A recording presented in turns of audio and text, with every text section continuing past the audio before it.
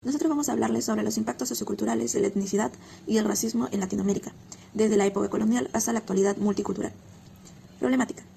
A pesar de que en Latinoamérica se ha desarrollado en las últimas décadas mucho reconocimiento a su diversidad étnica y a la implementación de políticas multiculturales, el camino del colonialismo continúa afectando profundamente las estructuras sociales.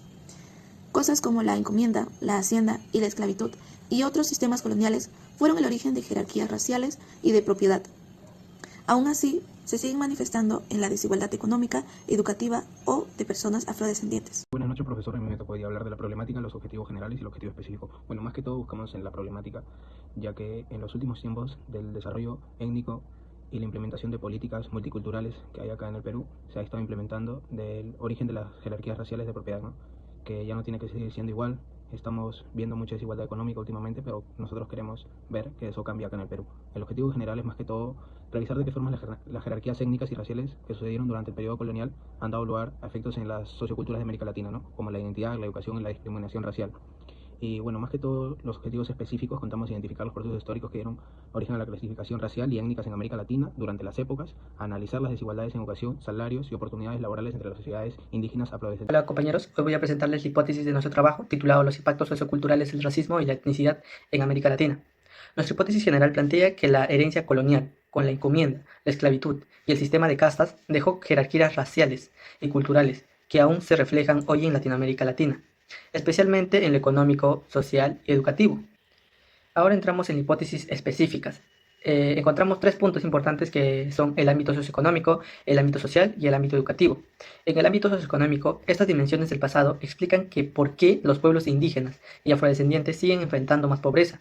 En el ámbito social, aunque hubo mestizaje y globalización, el racismo aún persiste, pero estas comunidades han resistido y fortalecido su identidad. Y en el ámbito educativo, pese a los avances en la educación cultural, todavía existen estereotipos raciales que afectan la construcción de la identidad. Esto en conjunto, esta hipótesis muestra que el legado colonial sigue presente, marcando las desigualdades y la diversidad cultural de nuestra región.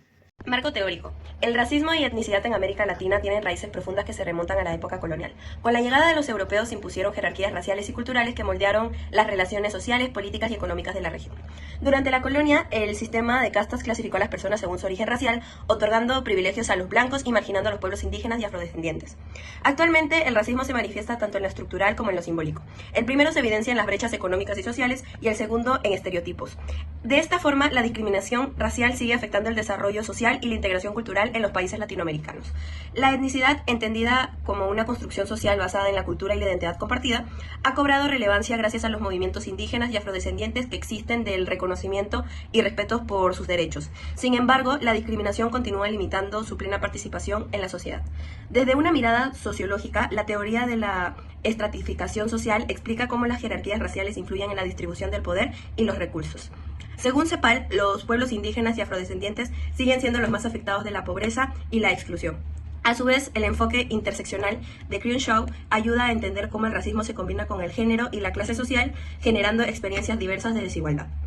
Con este tema hablaré de lo que son las ODS y, bueno, primero que todo, las ODS son como Objetivos de Desarrollo Sostenibles, que lo que logran hacer con el tema relacionado con la etnicidad y raza es querer erradicar lo que son las desigualdades, la pobreza, los temas desiguales que hay porque las comunidades no logran ver de la misma forma que otros y logran no dar desigualdades a las personas. Acá tenemos los ODS como el ODS 1, que es fin de la pobreza, el siguiente que es el ODS hambre cero, el tercer ODS de salud y bienestar y el cuarto ODS lo que es el de educación para todos. En el primer ODS damos en cuenta que si queremos tratar de erradicar lo que es eso, también hay que tratar de pensar y ser más abiertamente con el tema de la pobreza, sino también dar como centros comunitarios.